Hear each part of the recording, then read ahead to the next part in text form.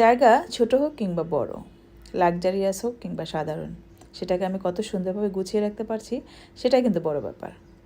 তো আজকে আপনাদের সাথে আমি আমার ফ্রিজ ট্যুরটা শেয়ার করব। খুব সাদামাটা এবং সিম্পল একটা ফ্রিজ ট্যুর। আমি যেভাবে গুছিয়ে রাখি সেটাই আপনাদের সাথে শেয়ার করব। আশা করছি আপনাদের ভালো লাগবে, আর যদি ভালো নাও লাগে সেটাও জানাতে পারেন নির্দ্বিধায়। আশা করি আপনাদের কমেন্টের মাধ্যমে আমি আমার আইডিয়া এবং আমার ভুলগুলোকে শুধরে নিতে পারবো। তো যাই হোক, প্রথমে কিন্তু আমি আমার ফ্রিজটাকে ক্লিন করে নিচ্ছি, এবং সেটা আমি ডিটেলসে আর আপনাদেরকে দেখাবো না। আমি সব কিছু বের করে প্রথমে ক্লিন করে এবং সেটা রোদে শুকিয়ে তারপরে আমি যখন ডিপ ক্লিন করি, আর দেখা যায় প্রতিদিনই আমরা একটু টিস্যু দিয়ে কিন্তু ফ্রিজটাকে মুছে রাখি।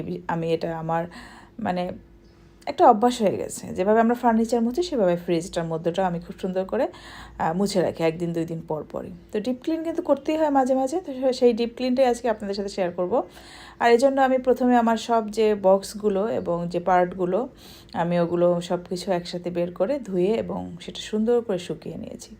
আচ্ছা, সেই পার্টটা ডিটেলসে আপনাদের সাথে শেয়ার করলাম না। আশা করছি সেটা সবাই করেন। এটা আসলে দেখানোর কিছু নাই, আর এখান থেকে আইডিয়া পাবারও কিন্তু কিছু নেই।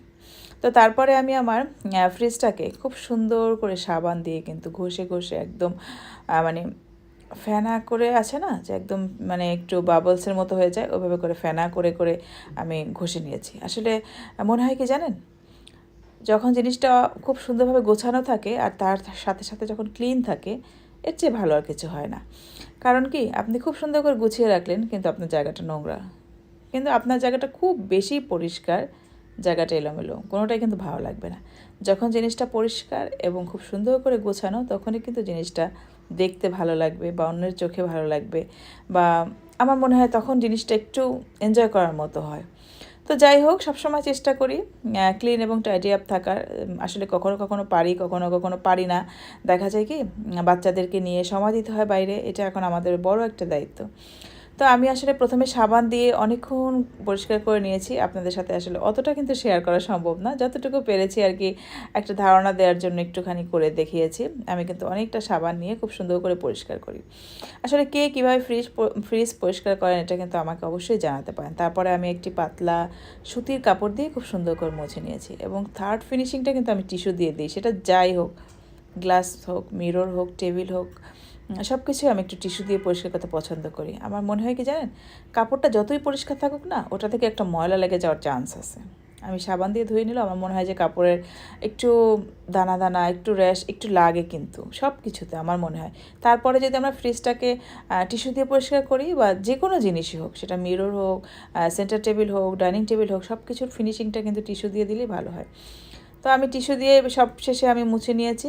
আর তারপরে কিন্তু আবার বক্সগুলোকে সুন্দর করে যার যার জায়গা মতো রেখে দেবো। এগুলো কিন্তু শুকানো হয়ে গিয়েছে আমার। আর আবারও আমি বক্সের মধ্যে একটা টিস্যু দিয়ে দিলাম, কারণ সবজিগুলো থেকে না একটু পানি পানি ভাবটা যদি বের হয়, এটা কিন্তু টিস্যুটা শুষে নেবে।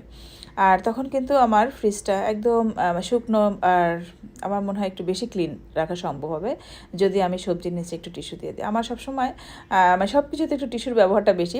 যাই হোক, তারপর কিন্তু আমি এই দরজার সাথে বক্সে আমার সসের বোতলগুলো রেখে দিচ্ছি। আমি আসলে সব সসের বোতল এভাবে রাখি না এখানে।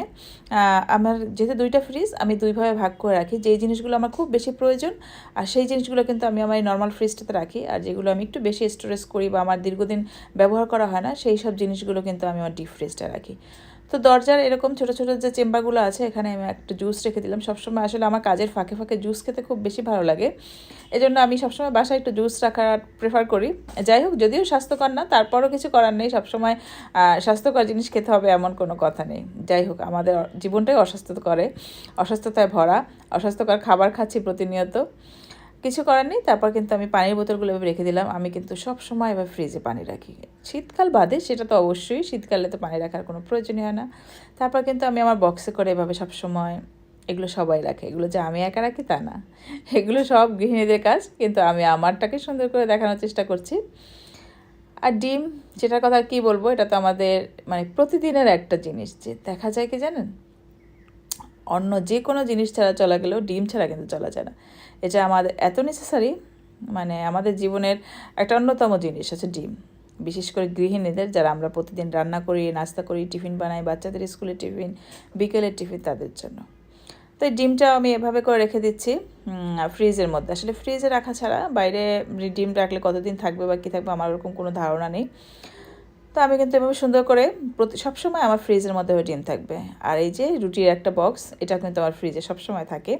আমি কিন্তু অল্প অল্প একটু রুটি করে রেখে দিই। দেখা যায় 2-3টা বা 4টা 5টা 6টা। আমার বাসায় অত বেশি খাওয়ার লোক নেই, আমার হাজব্যান্ডও একটার বেশি কখনো রুটি খায় না, বাচ্চারাও না। সেক্ষেত্রে আমার খুব বেশি যে বানাতে হয় এরকম না। আর আমি ডিপ ফ্রিজে রেখে খাওয়াটাও পছন্দ করি না। ডিপ ফ্রিজের কোনো খাবারই অতটা বেশি আমার কাছে ভালো লাগে না। পাতির সাথে খুব বেশি একটা আমি ডিপ ফ্রিজে জিনিস স্টোর করি না, হয়তো গুঁড়া মশলা বা ওই ধরনের জিনিসগুলো। আর এই যে গুঁড়া মশলার কথা বলতে বলতে বিভিন্ন ধরনের মশলা চলে আসছে, আর এই মশলাগুলোও কিন্তু আমি আমার হাতের কাছেই রাখি। এগুলো আমি আমার নর্মাল ফ্রিজে রাখি, কারণ এগুলো আমার প্রতিদিন টুকটাক একটু ব্যবহার হতেই থাকে। দেখা যায় স্যুপটা লাগে, একটু চিকেন ফ্রাইয়ের মশলা লাগে। এই জিনিসগুলো সামনে থাকলে হয় কি জানেন, আমরা কিন্তু ডিপ ফ্রিজে অনেক কিছু স্টোর করে রাখি, কিন্তু আমরা ভুলে যাই সময় মতো যে আমাদের কাছে কী আছে কী নাই।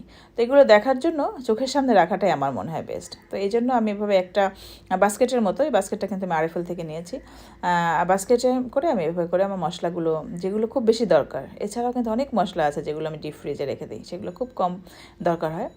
আর প্রথমে আমি দেখালাম একটা আচারের বাটা রেখেছি এক সাইডের। আচার আমার বাসায় সব সময় থাকে, সবার বাসায় থাকে, কিন্তু আমি সবসময় সব সিজনাল আচারগুলো করে রেখে দিই।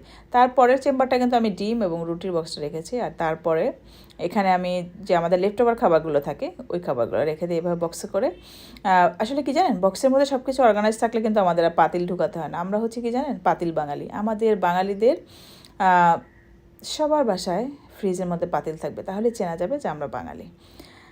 যাই হোক, এই যে তারপরে আমি কিন্তু জমজমের পানি রেখেছি একটা সাইডে। এটা আমি সব সময় রাখি, আর আমি জমজমের পানিটা আমার বাসায় যে কোনো কিছু কাজের জন্য আমি এটা ব্যবহার করি, বিশেষ করে রোগ হোক, কেউ ভয় পাক, বা যে বাচ্চাদেরকে ক্ষেত্রে আর কি।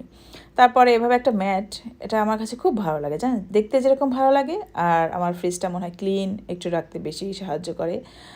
আর তারপর তো এই জিনিসগুলো আমি আপনাদের সাথে শেয়ার করেছি, তারপর একটু দেখিয়ে দিলাম যে এভাবে করে আমার এই দরজার যে সাইডটা ফ্রিজে উপরের থাকে কিন্তু আমি ডিম রেখেছি। তারপরে এরকম আবার আচার, পিৎজা সস, তারপরে এই চেম্বারটা না আমি ছোটো ছোটো সসগুলো রাখি। দেখা যায় প্যাকেট সসগুলো আসে না, ওগুলো কিন্তু বাচ্চাদের টিফিনে দেওয়ার জন্য খুব ভালো, একটু বাইরে কোনো খাবার নিয়ে যাওয়ার জন্য। আর এই যে একদম শেষের যে চেম্বারটা, এখানে কিন্তু আমি এভাবে সস আর পানি রেখেছি।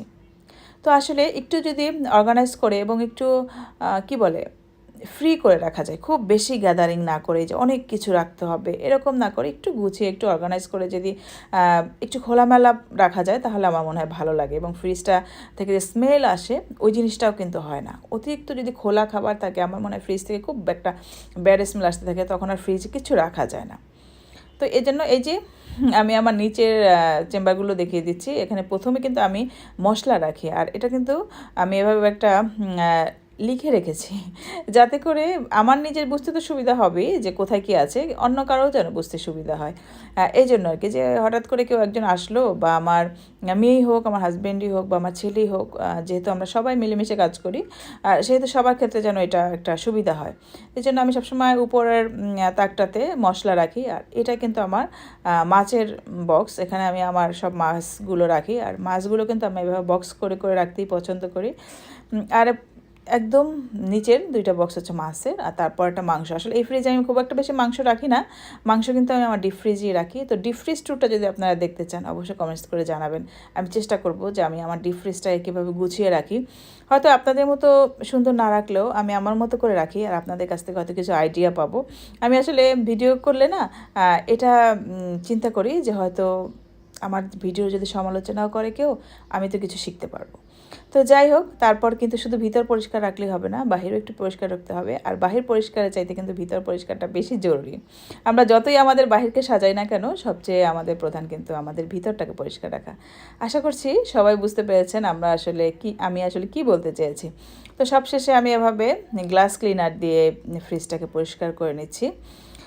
তো এই ছিল আমার ছোট্ট ভিডিওটা যদি আপনাদের কাছে ভালো লেগে থাকে, অবশ্যই কমেন্টসের মাধ্যমে জানাতে পারেন, ভিডিওতে একটি লাইক দিতে পারেন, আর বেশি ভালো লাগলে চ্যানেলটা সাবস্ক্রাইব করতে পারেন, ফ্রেন্ডস এবং ফ্যামিলির সাথে শেয়ার করে আমাকে একটু এগিয়ে যেতে সাহায্য করতে পারেন। তো আজকের মতো আল্লাহ হাফেজ, আসসালামু আলাইকুম।